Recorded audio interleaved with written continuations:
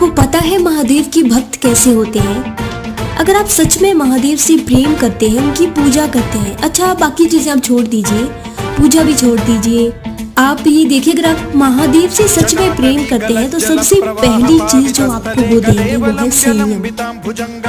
इसका अर्थ होता है कि आप हर सिचुएशन में एकदम काम रहना सीख जाएंगे, एकदम शांत रहना सीख जाएंगे।